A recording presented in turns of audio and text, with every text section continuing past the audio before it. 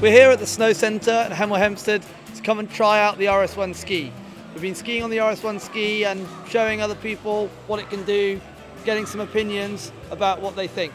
Yeah, it was interesting. I mean, I tried it both pairs, or both skis as one pair, then tried onto a normal rental pair here, then tried it without, with one on each, so normal ski on one foot, this ski on the other foot, and then actually tried it without the back section, just to see what it felt like without the tail at all. So, I mean, to me, it obviously does make it easier to initiate the turn, and as you would expect, it's like skiing on a virtually shorter ski. So when you initiate the turn, this not only pivots, but it lifts. So as you're trying to pivot the ski, you don't have the friction and you don't have the downforce on the back of the ski from this point backwards. So it does make it easier to ski.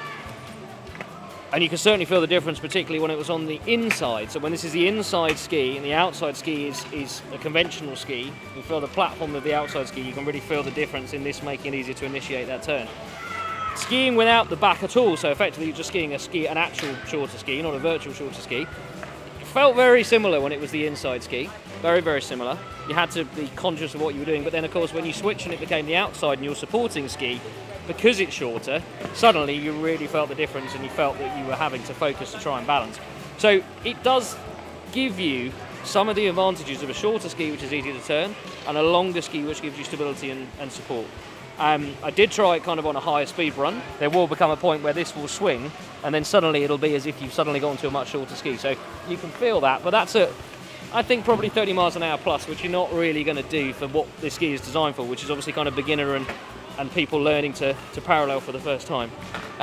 So, you know, short ski for turning, longer ski for stability. Snowplow, I felt less of a difference. I think just because snowplow, people tend when they snowplow to often be more on the front of the ski, and so the resistance, lack of resistance to the back is not such a big thing. The big thing to me is certainly that early parallel turn, when you're trying to get people to learn, rather than snowplow, which is actually, you know, in many ways a carved turn with the skis on its edge, to be able to flatten their skis and pivot them before they're moving into a carved parallel.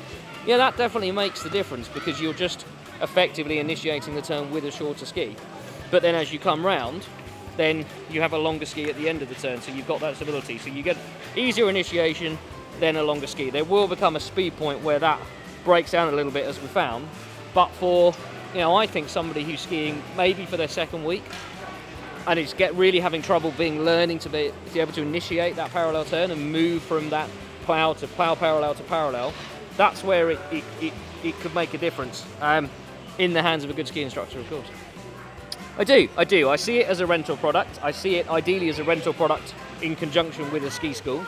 You know, I think it needs a ski instructor to endorse it for people to buy into what it can do, and I think it also needs a ski instructor to make the best of it. My worry would be if it was available just as a rental product, people might buy it thinking this will teach them to ski rather than going to a ski school, and it won't. You do need, the technique is exactly the same. That's one of the plus points, is you don't need to change the way you ski, you don't need to change the way you teach skiing as a ski instructor. It's exactly the same, but it does just make that turn initiation easier. So I think a ski school out there looking for something that could aid their clients in that phase of learning, perfect. And then we did talk about ideas of maybe, as you can, I didn't realise there were two different models in terms of the stiffness of this spring.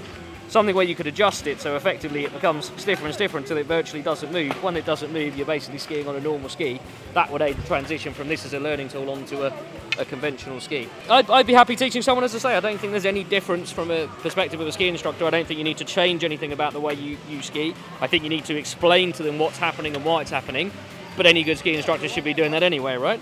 But I think it's a learning tool to get people who are struggling with that early parallel phase initiation, which is a lot of skiers, to be able to learn how to do that, feel what's going on, and then be able to progress from that. Once the technique is mastered, you know, I think you can turn a straight ski very, very easily.